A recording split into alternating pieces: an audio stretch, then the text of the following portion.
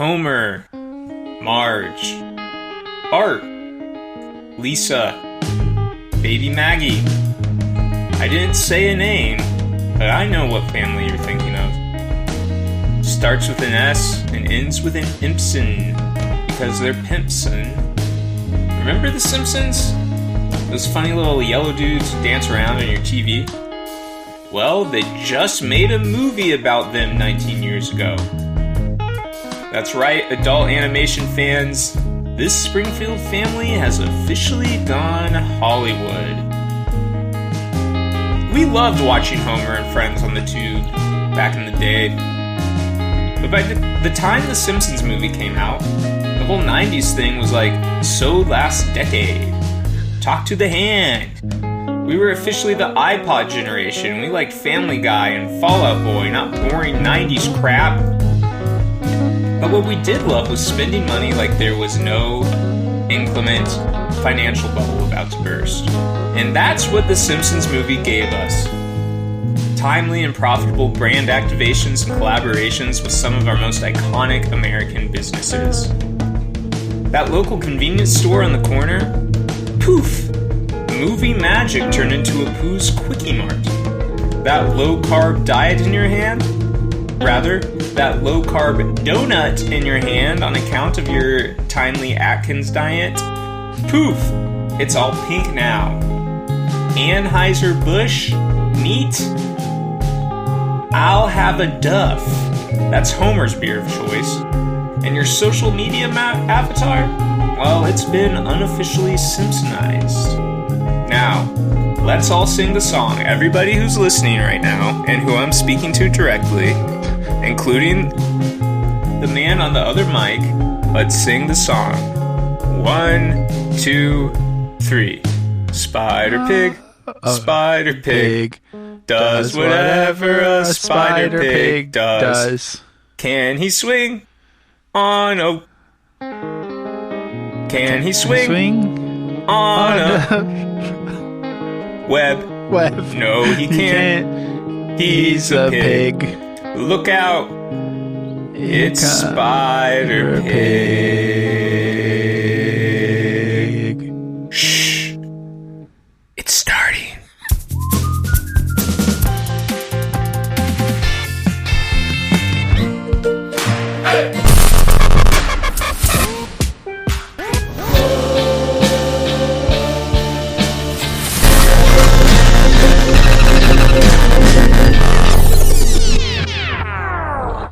Welcome to Millennial Excellence. Can I ask you a real quick question off the top? Sure. Do you want to do a whole karaoke or singing episode? Should we write a musical episode? I think that's what you're leaning towards. I don't want to do that. I will not. If you hand me a script, I'll do it, but I'm not. You don't want to write it, but you're saying you would perform it. Sure. I've just noticed that when there is an opportunity to sing, my boy takes it. Well, I just wanted to say, I was trying to do... There was some... so for the Spider Pig sing-along, I forgot about the kind of sync issues we tend to experience when we do these musical numbers. I also couldn't remember the lyrics, and I was... I don't know, I guess I just... Did you watch the movie? How did you not remember the lyrics? I did watch it, yeah.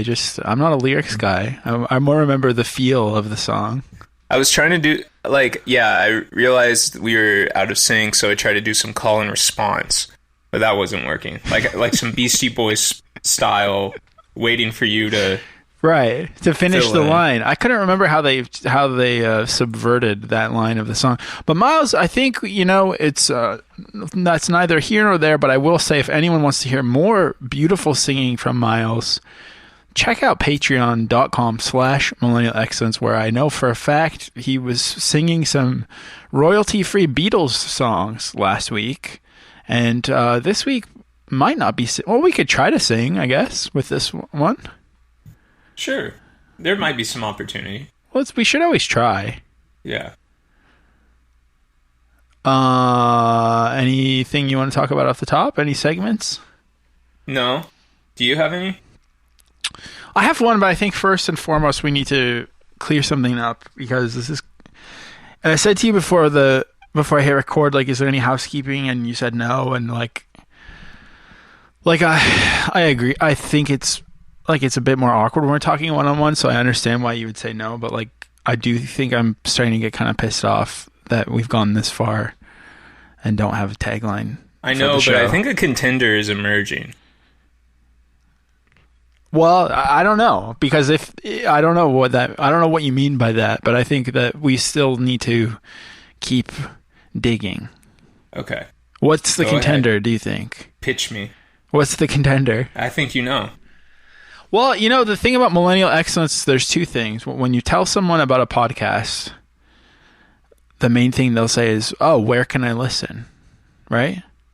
Mm-hmm. Oh, where can I? It's kind of like when you say, "Oh, I watched this great movie the other night," and I'm thinking of coworkers specifically as the general concept of coworker. They say, "Oh, is that on Netflix?" And so the idea of like, where would you find this is one thing that I'm thinking about. The other thing I'm thinking about is how we don't necessarily have one clear topic of the show. It could be anything each week. So what I was thinking was to answer both of these questions, that the topic could be anything and that you could hear it anywhere, is that we would say, Millennial Excellence, a podcast about. Because it's like about, like, where is it? Oh, it's about.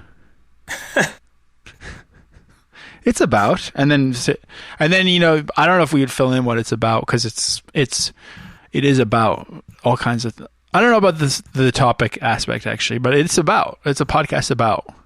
Mm-hmm. Yeah, it's about town, out and about. Ooh, if we were gay, we could call it Out and About. We could, if you think that's a good tagline, I'm willing to come out. Just for I don't want to marketing. Force you. That seems problematic. I don't want to be held to any kind of a podcast about. What do you think? I think that the problem is, and it's not our official tagline, because there's still some issues, but we do have a contender. Uh-huh. And if it's not better than the contender, then we can't do it. And the contender's still not quite there, right? And the contender is obviously something about unpacking trauma. The contender is something that you leveraged for your work life. That's true. And unclear if it's been used yet, but I did. I did. That was between me and you, but I don't want to tell anyone where I work. Well, then we don't have to spoil what the contender is. Just keep an eye on your push noties, everyone, and you might get a push notie that says, "Shh, it's starting from some company in the next few weeks." Uh-huh. Yeah, I do think that is a contender, absolutely, and it kind of plays into the theme. But before we get into the meat of the episode, I do want to have a new segment. Okay. And it's called Jonah.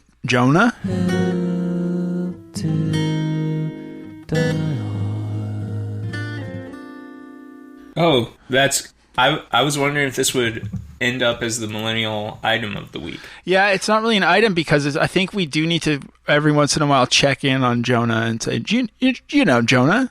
Do you know Jonah? Does that work? Uh-huh. And I like this. You just tweeted 4 women for some reason. Yeah, that was the thing. That was the topic of the day. The 4 women. I missed it. There's just like a little quiz you took that told you who you're attracted to. Oh, and those were them? Yep. So we're doing an update on Jonah Hill, and this will be a recurring segment. Do you know Jonah? And we're talking about, I'm just trying to find it, but you obviously know about this, right? You know about the it's what's viral, happening? Out of context quip. Yes. Yeah, so this was posted by some of our peers, I would say. I'm hoping I can play the audio for us. Jonah Hill is our peer. Jonah Hill's our peer. Our friends over at the Smartless podcast, another emerging voice in, I guess, what is this, wave 7 of podcasts? I'm not really sure, but they're our friends. And so you'll be able to hear this, Miles. If you don't mind, I'm just going to play it. And just imagine, I think you've seen it. So this is Jonah Hill on stage with our friends at the Smart List podcast. I love Brazilian Jiu-Jitsu. I love, except my body is begging me to not love it. 42 isn't, my wife is often like, you're not going to become like a professional fighter. You know that, right? Like, you're a comedian. He got like, married in between the time he got canceled and now?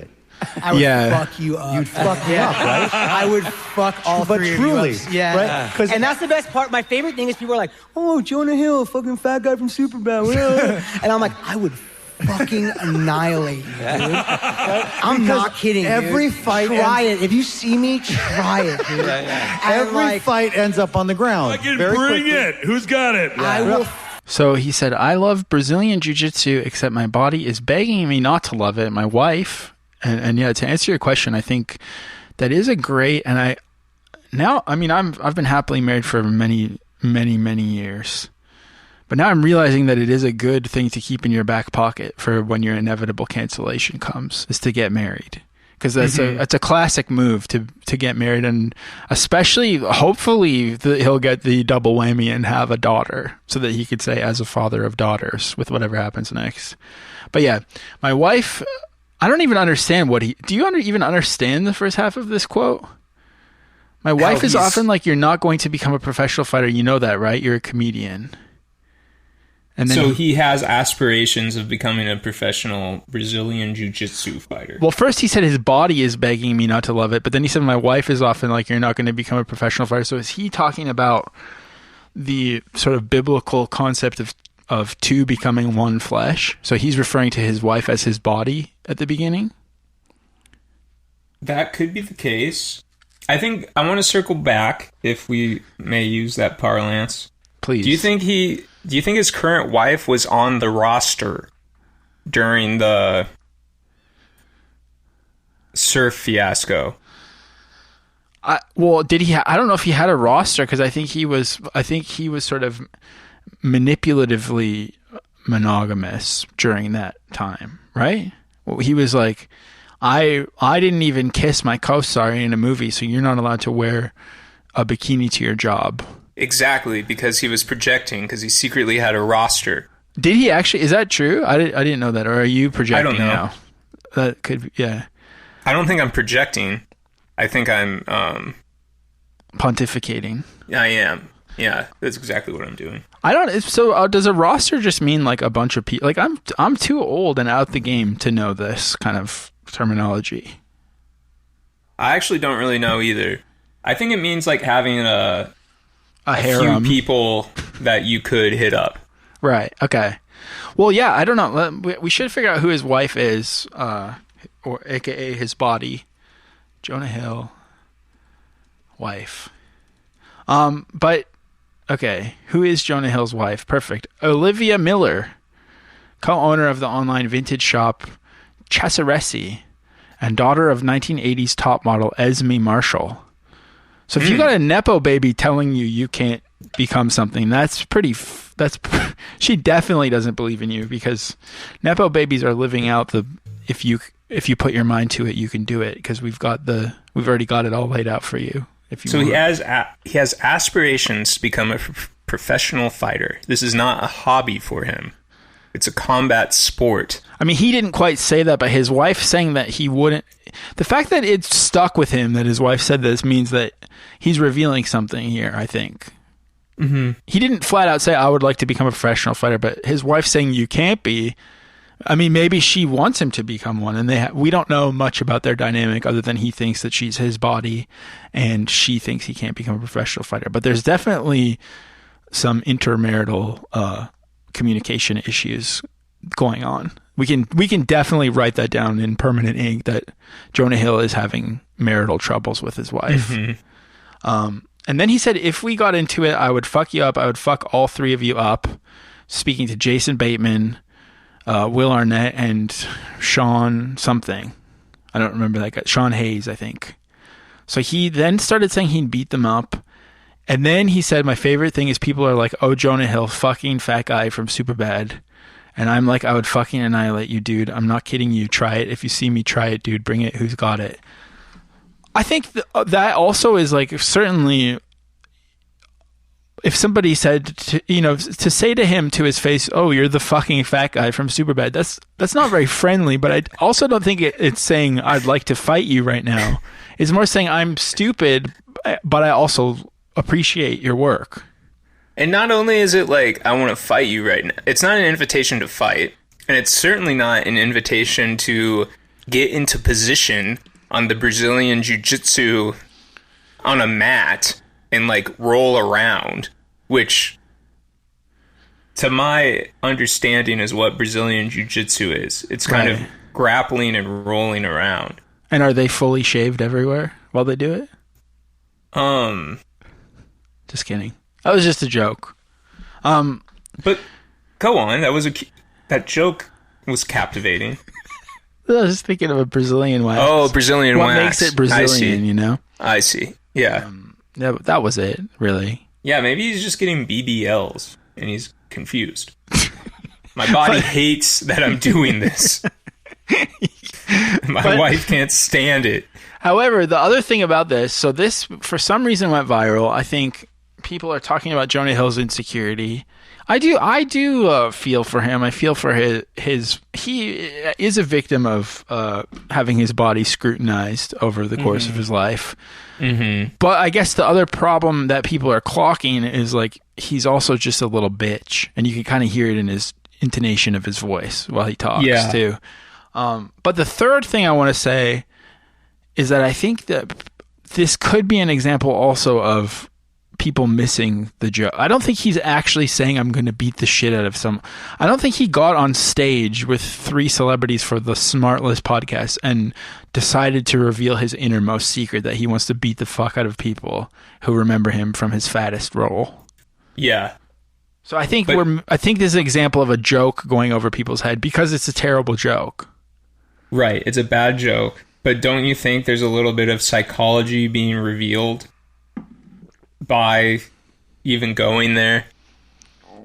True. Yeah, absolutely. I don't know. So what's your take? I mean, this is what we should do, a bit within a bit. I already commented on this. Okay. I already did you mean a segment within a segment? Sorry. Forgive me. Thank you. I've got bits on the brain. And what is the new segment name that we're doing? It's called Live Quote Tweet. It's Live Quote Tweet. Okay. And I'm not doing it because I've already weighed in on this topic. No pun intended. I did a joke. You can find it. I'm not going to say it out loud because it's not that funny. So I don't want to have to stand by my words. But if you were to quote tweet this tweet right now, this is the Live Quote Tweet segment. What would you say about this? You're searching and you're just going to read mine, I think. No, I'm not. If you come up to me and say, hey, that's the fat guy from Superbad, I'm going to show respect toward my opponent and instructor, maintaining a safe and respectful training environment, and get awarded the most points for achieving dominant positions such as mount or back control and for successful submissions. And you bet your ass I'm not going to conduct myself in an unsportsmanlike manner or use illegal techniques to overcome you. That's what I would say. Well, that's a great quote tweet. You did just inadvertently reveal that you've bought a blue check and can write longer tweets, but that's okay. And that was the live quote tweet. Quote tweeting live. And that was Juno Jonah.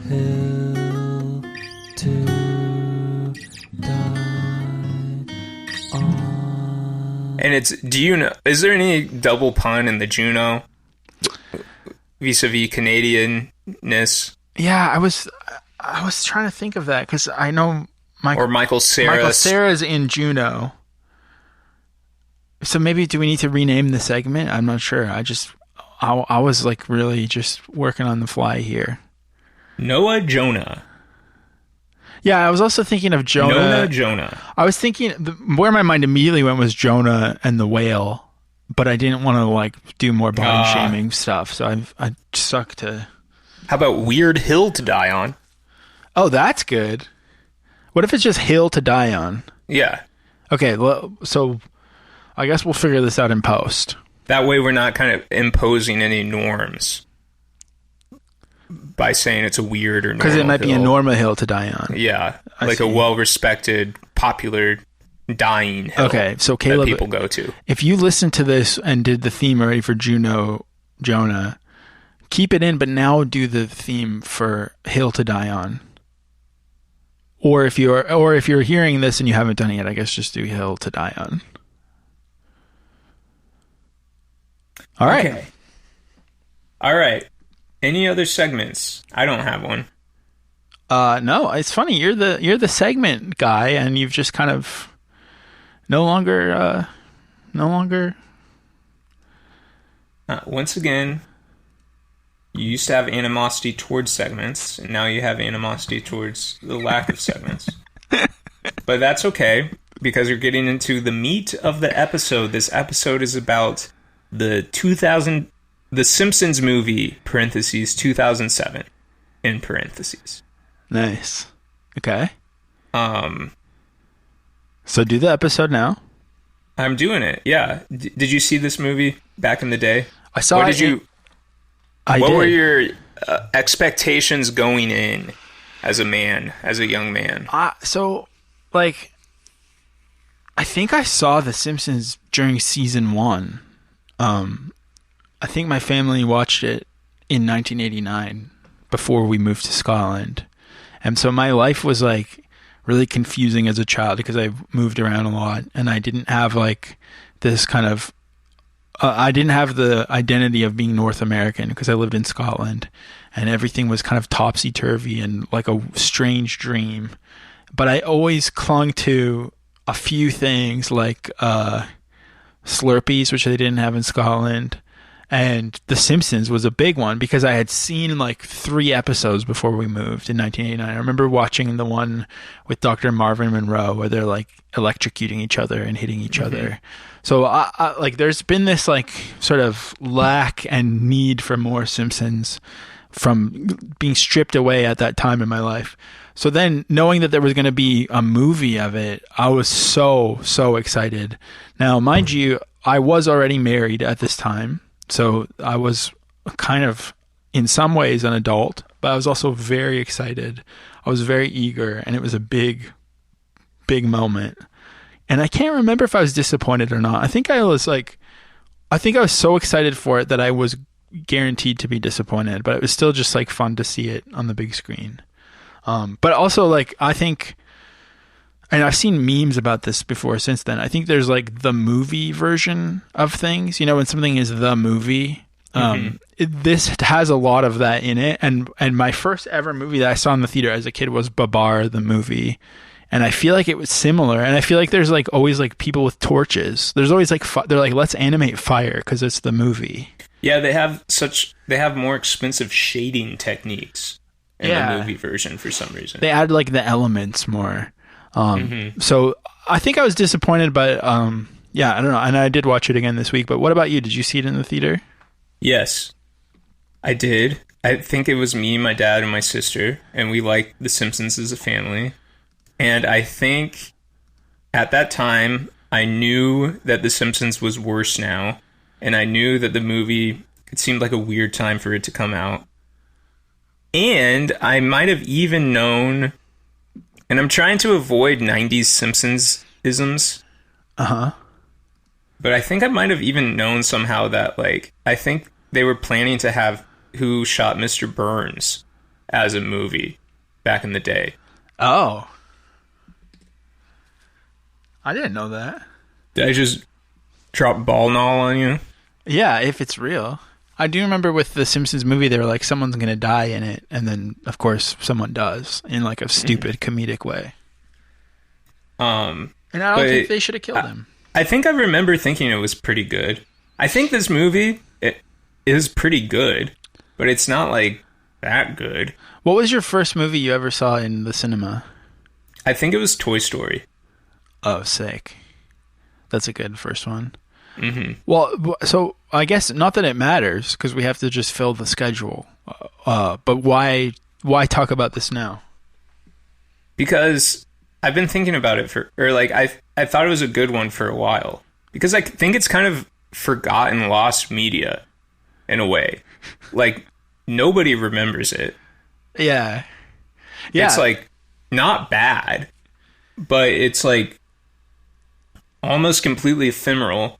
And there was all these like marketing activations leading up to it. Yeah, the marketing was crazy and it was honestly like kind of thrilling. And I have a whole bunch of pictures of myself visiting the Quickie Mart in BC with my friends. I'm going to drop some to you. But I think it's also funny because at the time that this came out, on the Simpsons like episode, Bart wrote on the chalkboard, "I will not wait 20 years for another movie." And so they've announced the Simpsons Movie 2 for like a week, less than a week of 20 or something. Like it's coming out next year, the Simpsons Movie 2. Did you know that? Since like Googling this episode, I did know that. It's crazy. Yeah. I'm excited for it. I love their horrible voices now. Their voices are crazy. They sound so tired and run ragged. But yeah, to me, like turning 7-Eleven into the Quickie Mart was like the most exciting thing. But I think probably let's just talk about watching the movie again today or this week first. So I watched it in 2 bits on my phone at the gym, and I thought it was pretty good and it held up pretty good. But I also found, especially at the start, like some of it made me feel embarrassed.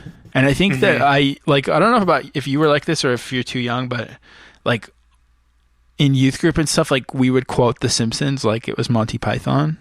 We would like, I don't even remember what we would say. Probably like something Ralph said. We'd like say it out loud and quote it.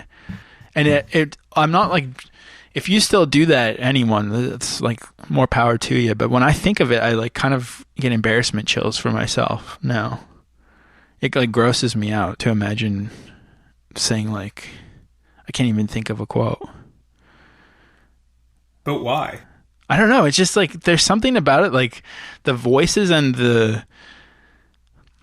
there's a certain kind of humor. Like I think as I get older, I think I like seasons 1 and 2 better, where it's more squiggly and janky.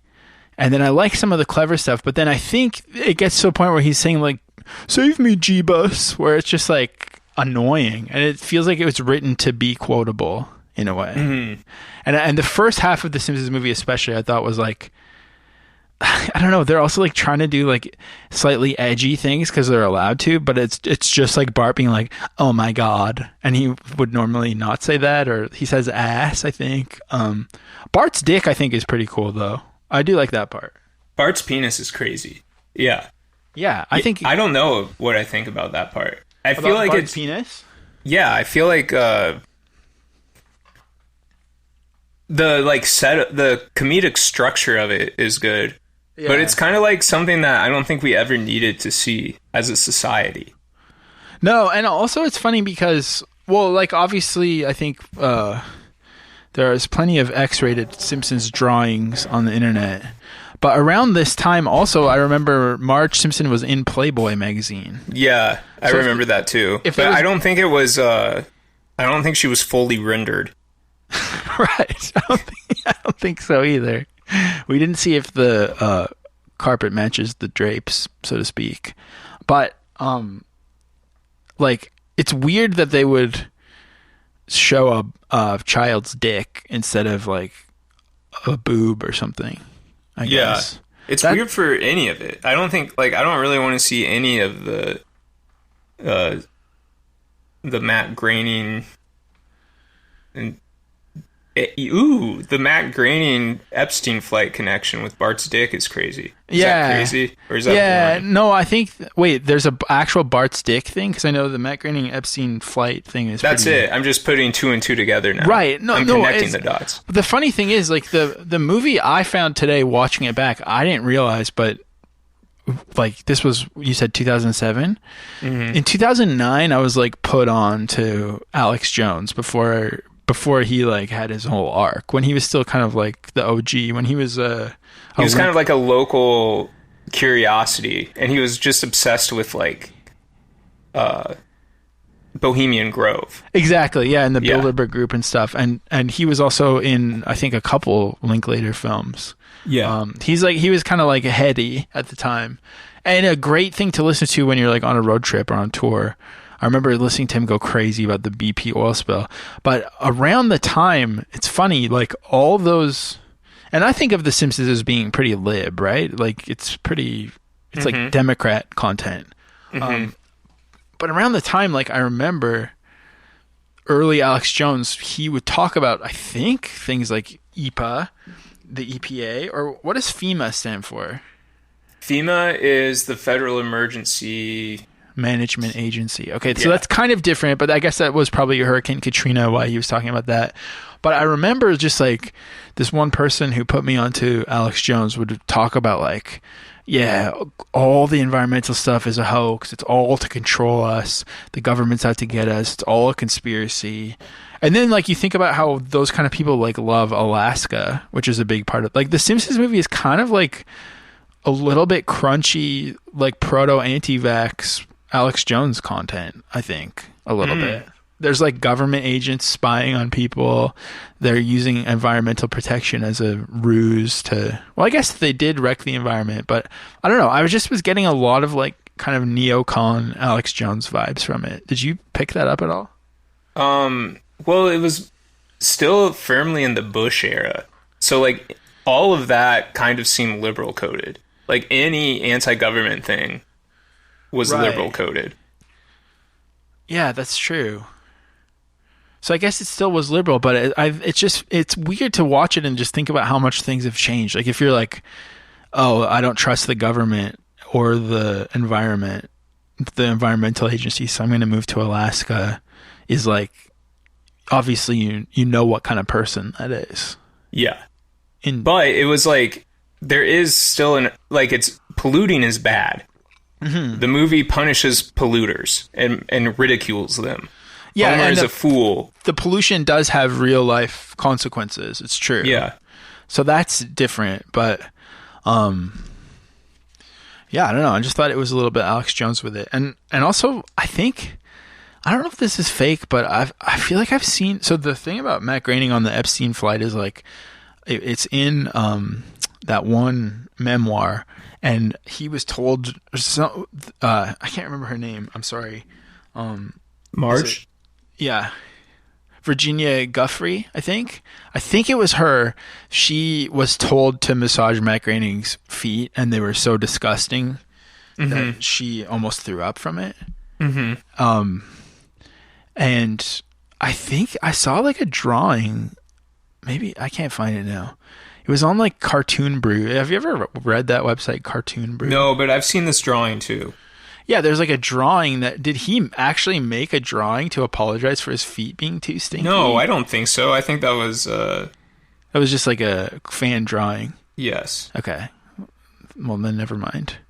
It's interesting to kind of be like your feet are so disgusting that you're not implicated in the pedophile allegations because you couldn't get past the first round because you're just so nasty. Right.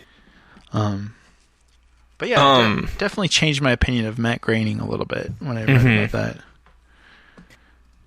One thing that like nerds always complain about with the Simpsons movie is how instead of using Wolf Castle or whatever. Oh yeah, Rainier Wolfcastle for the president, they just used actual Arnold Schwarzenegger. But it's the same voice actor, right? And it's the same voice actor, and it's like the same character design.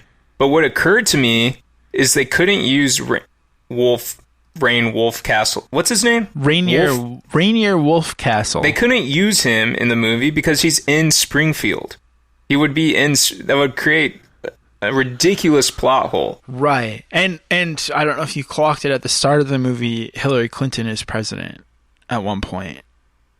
I saw picture. Oh, I missed that. I saw Itchy. I saw a poster it's in the Itchy and Scratchy. Yeah. So in that fictional world.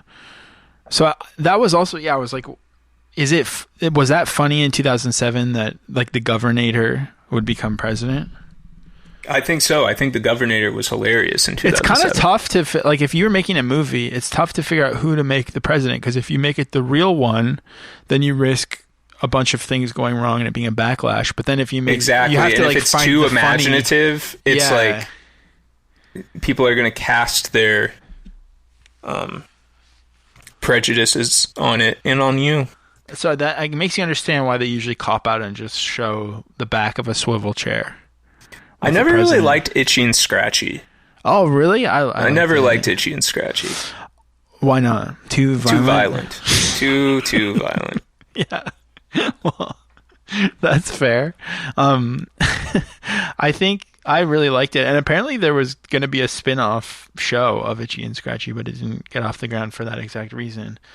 But I will say the Simpsons movie also relies on a lot of Looney Tunes logic that feels like the difference between Itchy and Scratchy and the Simpsons. Like, I don't know. I think they're a bit lost with their...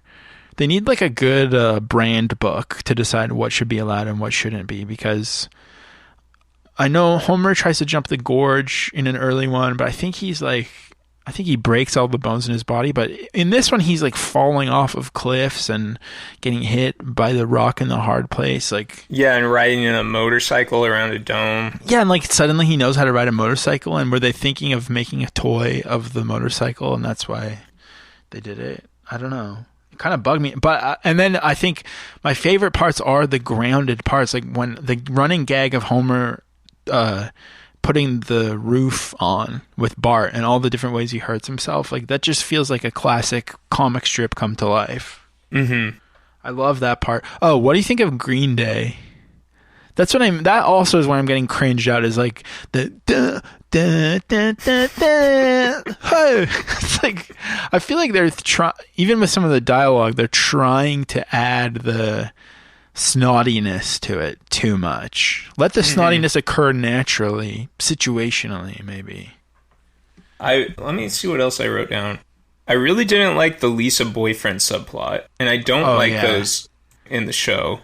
Yeah, it's true, but I will say, for some reason, I've always been very charmed by some of the minutia of what Lisa's doing. Like when she's like making those like gargling noises because she's so excited to see him. That's really cute. And also when she's like, "Oh, my hand's sweaty," and she like rubs her hand. Like there's like little moments that are cute, but that boy sucks. One thing I realized is that The Simpsons needs commercial breaks. I think like the rhythm of the humor is just better when it's interrupted around like a sitcom, the sitcom constraints. Yeah, actually, I was thinking about that too, because they've, for better or worse, like they're even at their worst seasons, they have mastered kind of like what I would imagine you'd learn in like screenwriting school about A, B, and C plots. Like they really do have this like structure down pat, and then it does feel a bit lost with like just endless layering and structure. So, yeah, this movie's like 10 C plots, I think, to make a movie. yeah, and I also remember them being like, oh, we wanted to make a Simpsons movie forever, but we didn't have a good enough idea yet. And this like under the dome thing, I don't think is a good idea. Mm-mm. Like I don't know. I feel like, and I think the Alaska subplot's horrible. I think the movie completely falls apart by the time they get to Alaska. It becomes so boring. Yeah, I think it looks really pretty when they're driving in, but I agree. I do really want to go to Alaska because I love northern exposure. But yeah, or like when the like I guess Disney creatures are helping Homer and Marge fuck. Yeah. That's, I don't know what. Yeah, that's a weird, that bit doesn't make any sense. And then I think, so like I think I've come around to realize that I at the time I was like kind of like so woke 1.0 that I was like, yeah, they shouldn't have done Apu's, Hank Azaria shouldn't be doing Apu.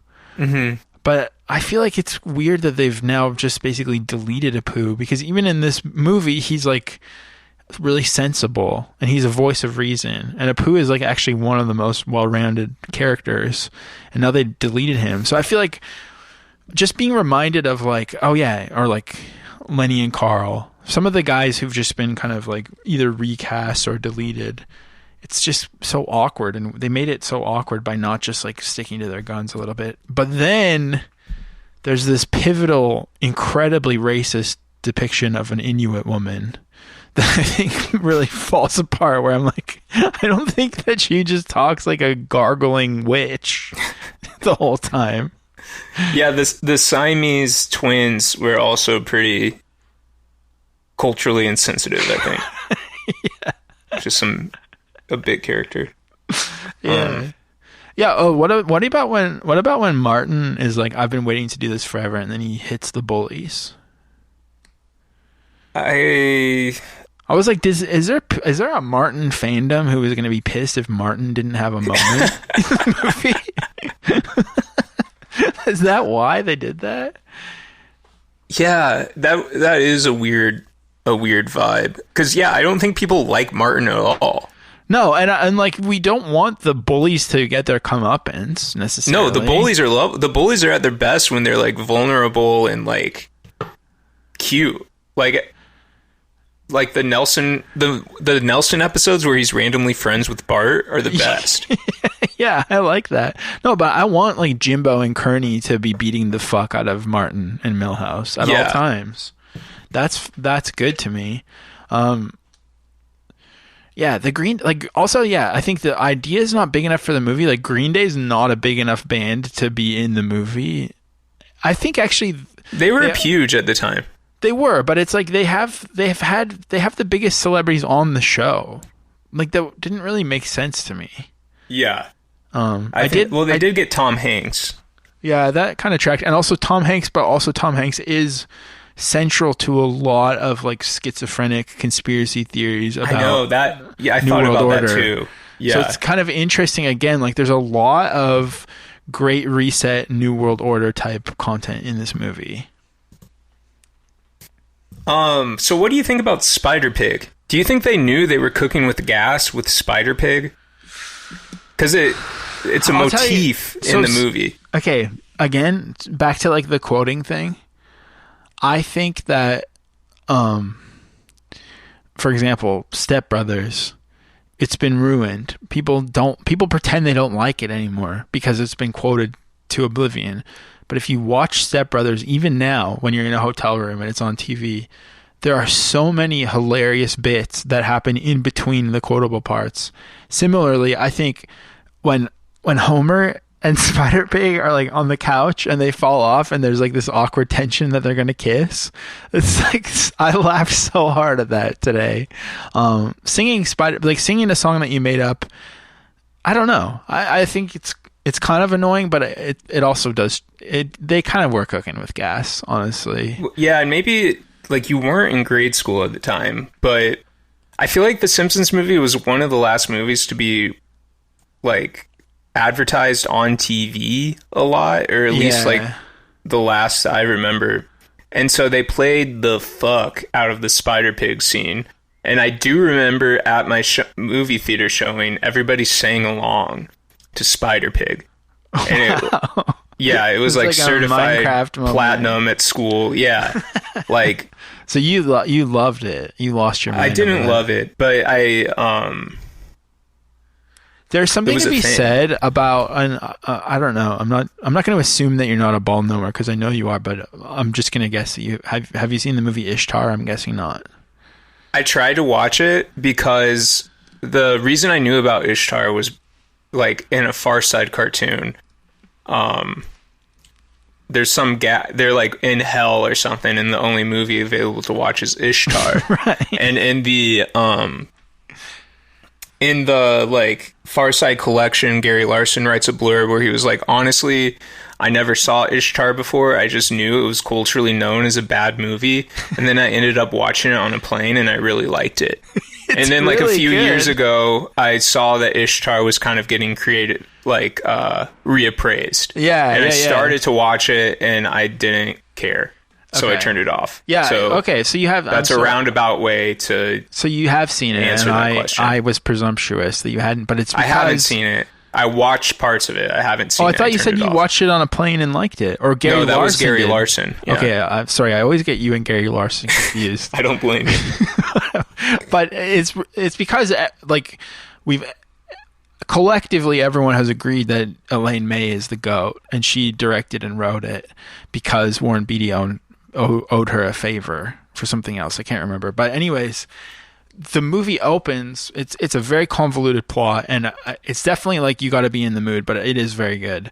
But Dustin Hoffman and Warren Beatty are like besties, and they're singing a song in the movie that kind of comes up again later, and it sounds so much like they're just like making up a song on the spot. Like they just, I don't know if it's the performance or the way it's written or what, but it just sounds so like natural, and like they're just like making up a song that I think that's why I love the movie, because of this fake made up song that was actually written by like a songwriter. And I think that's the thing with Spider Pig, is like they really did nail making it sound like Homer was just making up this song on the spot. You know what I mean? Like it feels so like a dumb guy making up a song. So that, I think that is really cute. So I don't, it's not, it wasn't intended for me, but I still like it. But it's also funny that Harry Plopper doesn't get the same accolades. Yeah, because Harry Plopper feels like a throwaway. Mm-hmm. I thought. What do you think of Ned in this movie? Isn't there like a canonical Simpsons episode where Bart wants Ned to be his father, or like wants to join that family? I think like, so. Are they like playing a Bible? Or, there's also like the kids get taken away by what's it called? Child Protective Services, and then they live with Ned, and they almost get baptized. So there's quite a few things. Ned's fine. I think it's kind of cute. I think it's fine. I like when Bart draws over Homer's face to turn him into Ned. I didn't like when Ned, or when Homer removed the hornet's nest and put it in Ned's mailbox. I thought that would have been like really funny physical comedy, and instead it was that. Oh, you didn't? I thought that was pretty funny because he shakes it for no reason. Just adding an extra layer of spite. But yeah, it is still kind of back to like, I guess a little bit Looney Tunes logic, which I don't know. I don't know why. Like I still think that they should be able to break their arms, and they do break their arms sometimes. So because it's the movie, they don't? I'm not sure about that. Oh, what do you think of when Marge tapes over the wedding video? That's a very touching part, I thought. Yeah. Yeah, I think like, but it's also like I think the problem with the Simpsons movies, it couldn't do anything. It couldn't change the continuity at all. Right. So it like doesn't feel, I think that's probably the reason people forget about it, is it doesn't feel that important to anything. And it's like you said, at that point, it was already kind of like taken for granted or kind of over in the culture. Yeah. Is there a Family Guy movie? Or I think they're working on one, or they're... I don't know. There was a South Park movie. Right, yeah.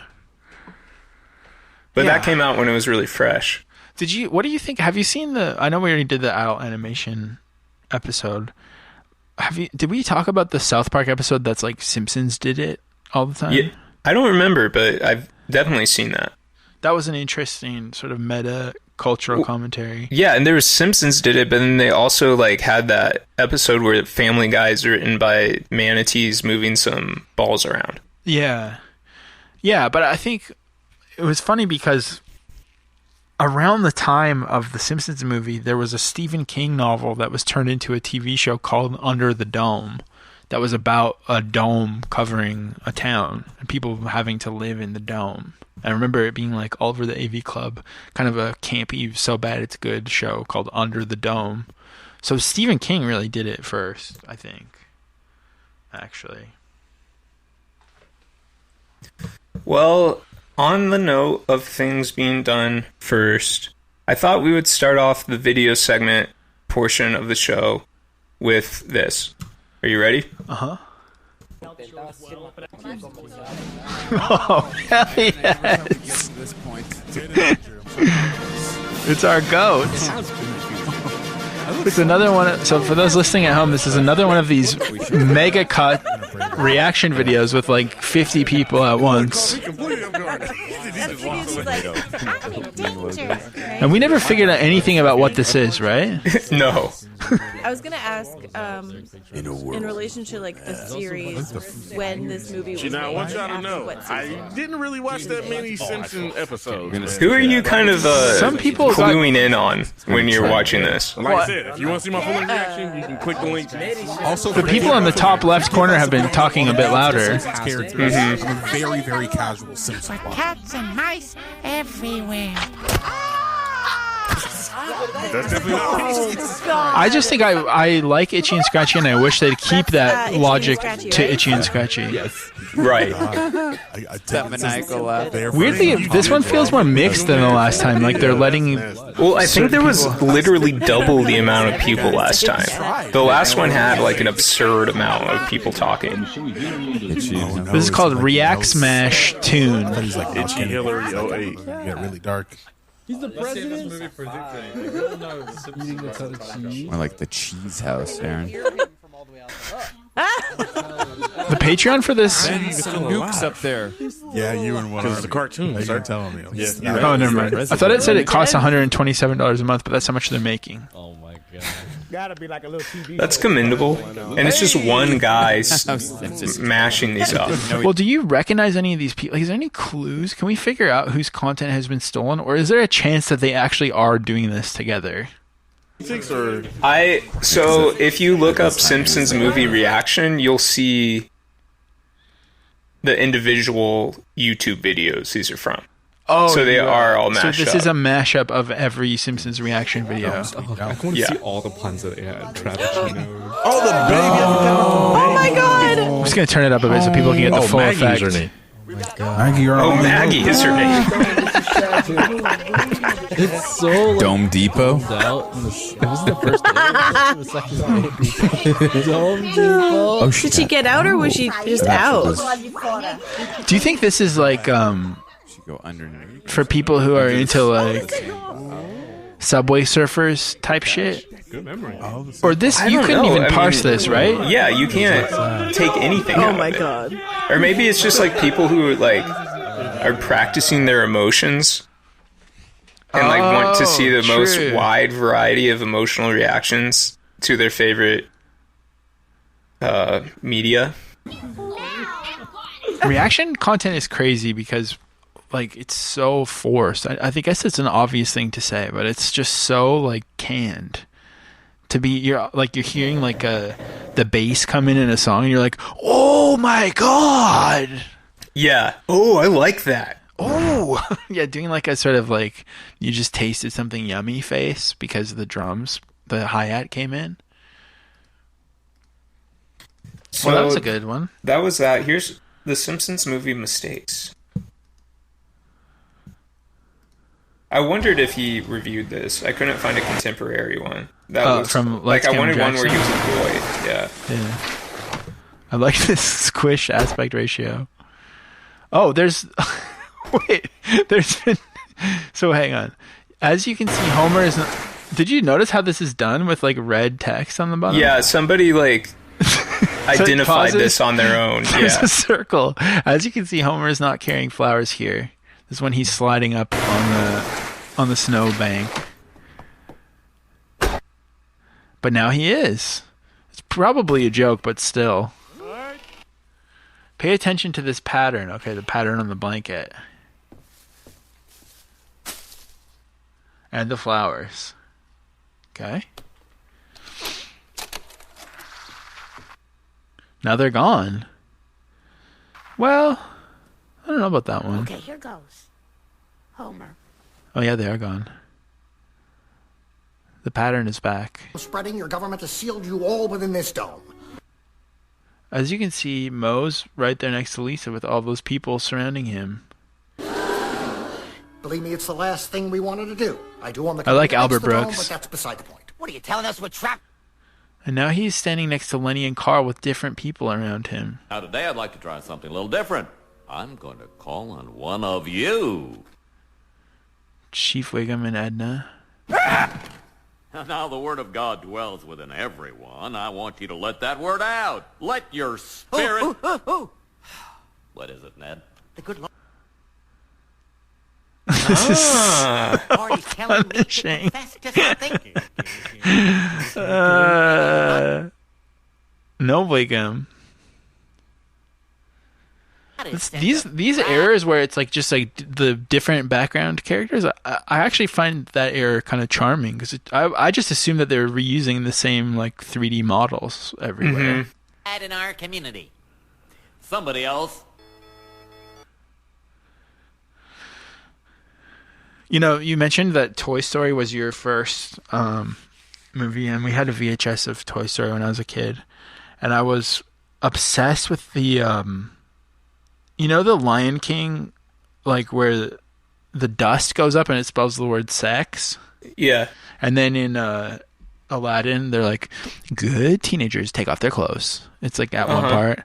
I was so obsessed with, in like 1999 or whatever, becoming the kid who would find the Toy Story one. So I would just like scrub the VHS all the time looking for something. I didn't find anything ever, unfortunately.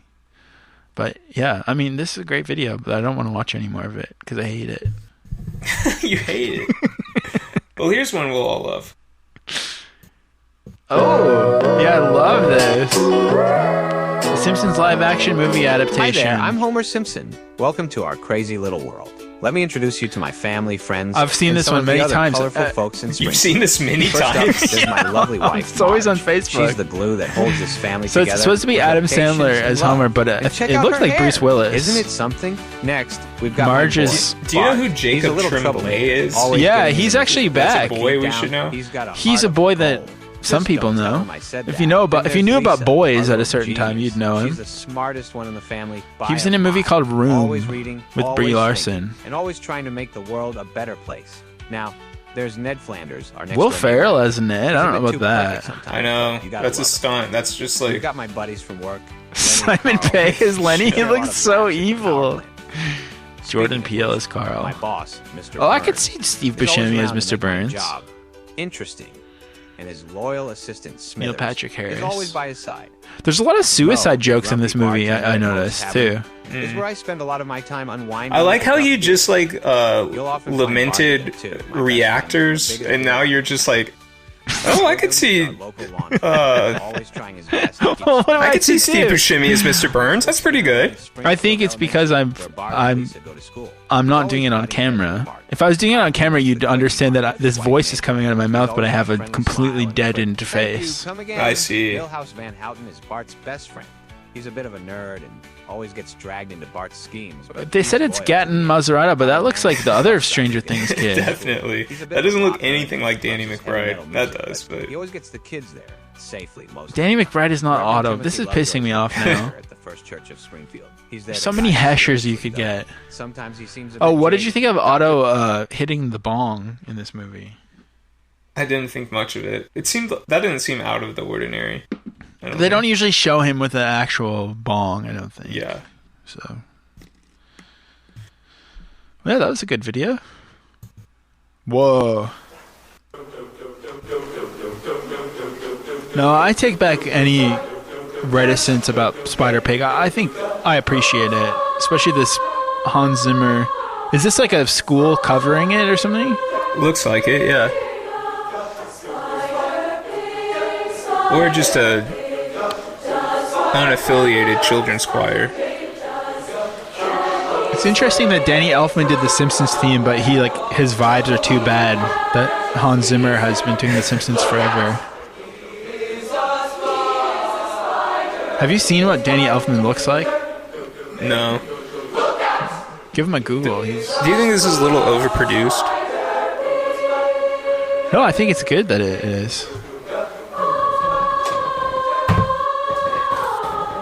Am I looking up Elfman or Zimmer? Danny Elfman, look him up. He's a really scary looking guy. This is interesting. The haircut, yeah. The haircut does not suit him.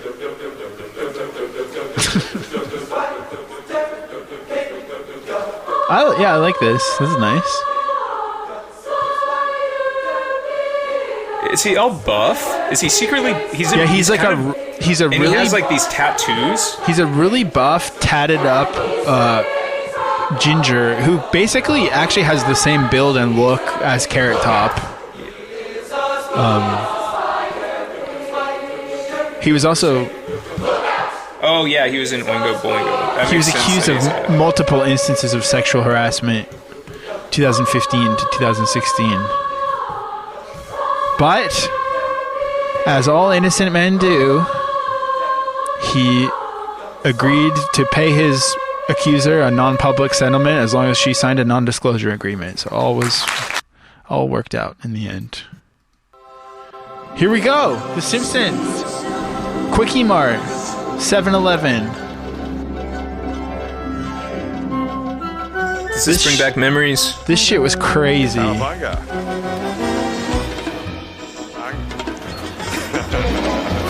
This was like in my era of like, because you're a younger millennial, you didn't live in the like bacon, cheese whiz, just eat really terrible junk food at all hours era of millennial.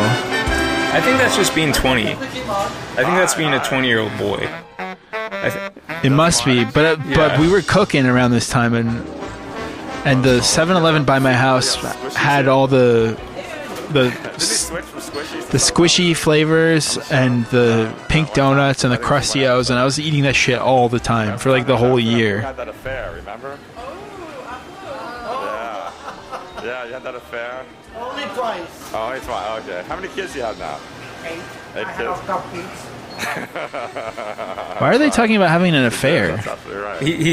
He's speaking to these people like they're in character. But I can't remember who had an affair. I think Apu had an affair. He had 8 kids or whatever. Yeah, the only Quickie Mart in Canada was Coquitlam, BC. And it was glorious.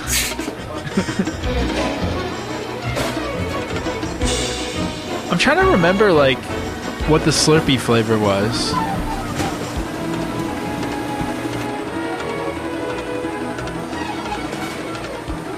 Have you ever been to Universal Studios? Simpsons Land? Yeah.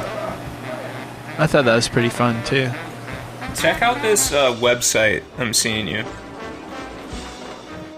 Or rather, check out this website I'm sending you. And if you scroll down, you can see all these promotional... Whoa. Damn, this is awesome.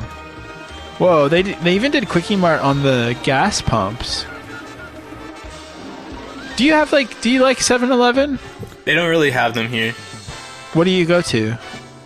There's like Circle K's. I don't know, there's just like gas stations that aren't special. The Simpsons Movie vans.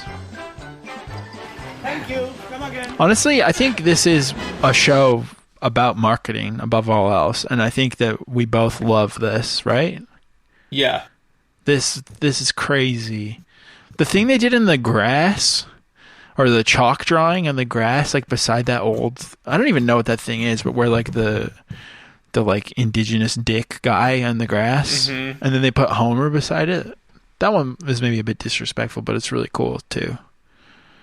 But like putting the Simpsons go to Paris in Harper's Bazaar. Dude, remember when cartoon characters would like go on the MTV Awards and like introduce an award or like say that with Golem, we saw that. Oh yeah, exactly. And I think I've seen Beavis and Butthead do it too.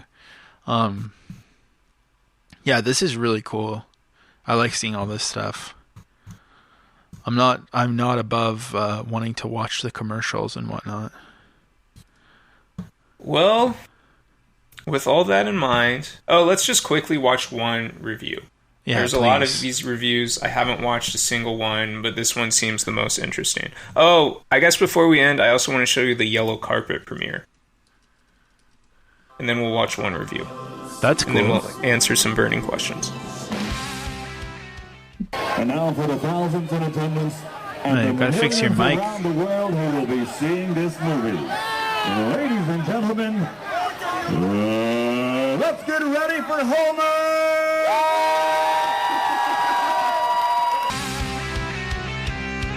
Kevin Smith. Wow. Patricia Heaton. Dr. Phil. And some troubled lad. Michelle Kwan. J.C. Chesez. Is he from NSYNC? Fred Willard. Oh, Fred Willard, not Jack. That's a nice Marge suit. Who is that lady? Cedric Yarborough, the voice actor, and Niecy Nash. Oh, she's from Reno 9/11, I believe. Rex 911. Lee. Ian Ziering, don't know him. Ed McMahon. Lisa Leslie, WNBA star. David Hasselhoff and two young ladies. Pamela Hayden. Julie Kavner. Well, obviously she was going to be stars themselves. Oh, there's Hank Azaria. Top billed as a boo. This is what they took from you. The Simpsons theme song also, I think, is kind of nasty sounding. Like, it doesn't translate well to other styles of music. Yeah. Oh, and that part. Dun, dun, dun. Before we watch a review, or maybe after, I have found one I want to check out too. We can do the review first, though. Okay. The Simpsons wow, movie he like as animated himself. Plain goofiness with funny political and societal commentary on everything from religion to movies. Rather than tell you the story, let me say it starts by focusing on Bart and Homer, then it looks like it's going to be an environmental piece, then a Homer-Marge story, then a big sprawling adventure. To both its credit and... This is a really cute video. It kind of looks like Dr. Katz. Opposite of credit. Yeah, definitely. It's all of those things. As such, it starts off with lots of laughs. Big laughs. Then it slows down. Oh. Then it gets a little slower. It's a little infantilizing. Then it gets scary. Oh, how to make the hot cocoa from The Simpsons. Did you like the hot cocoa part? It did look tasty. A little much with all that shit on top. How are you supposed to drink it? Yeah, and I actually hate whipped cream. Not enough Mr. Burns. Really? Yeah. But overall, it's a fun time. But you fuck with Simpsons treats. fan or not. I guess. Yeah, but I'm not, like, I don't need a sweet every day. I don't really crave sweets. Let's check out this video. This is a two-parter, but this is called Illuminati Messages in the Simpsons Movie. Sick. Seems like it might speak to some of the things I was thinking about earlier. I warn all of you about the quarantine and kill plots seen in every blockbuster Hollywood film of 2007 and 2008. The Simpsons movie Quarantine and Kill. I Am Legend, Quarantine and Kill. Alien vs. Predator Requiem, Quarantine and Kill. Rambo, 2008, Quarantine and Kill. Cloverfield, Quarantine and Kill. Cool song.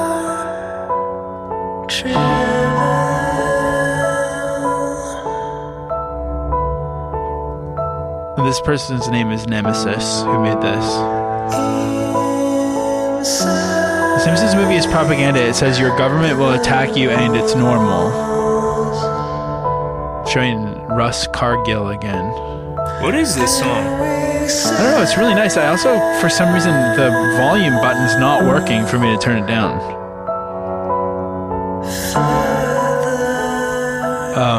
Oh, they're linking to Infowars.com here, too.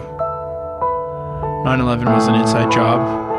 Interesting method to just put the text very light over top of the movie. I know, there's something really soothing about this entire aesthetic. Yeah, I agree.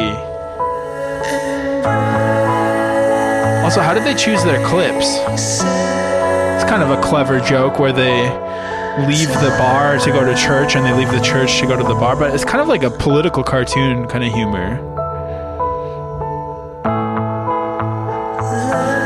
Do they ever change the text on here?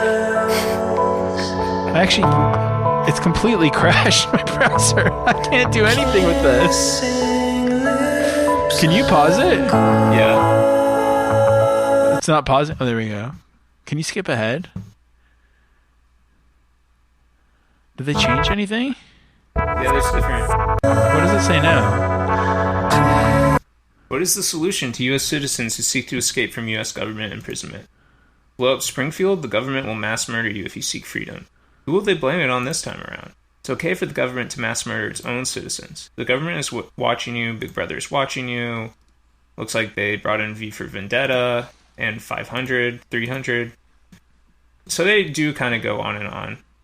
And Matt Groening being a Freemason. There's chemtrails. Nice.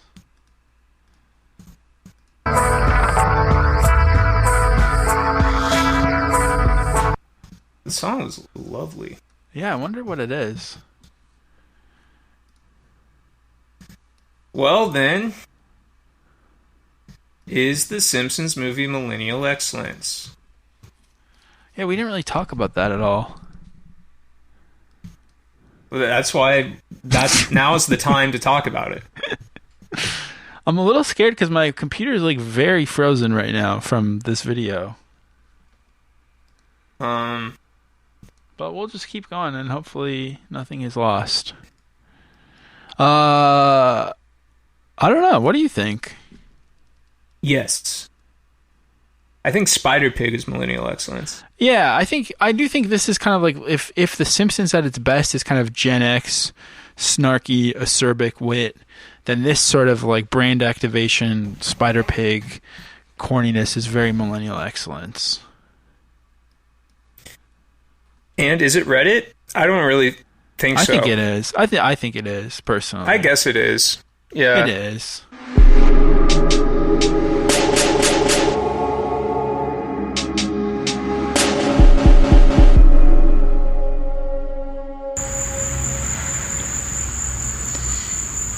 Can we be what we should? Golden Shreks, on the edge of a new century. Can we return to the meaning of millennial before it was our name, when the word meant utopia and 1,000 years of peace and love on earth? The millennial of William Blake and Percy Shelley, of John Milton and H.G. Wells, when epic meant epical, something so important it defines an entire era and changes history forever. And awesome meant deep, inspiring respect, a wonderful and powerful fear felt at the volcano's edge.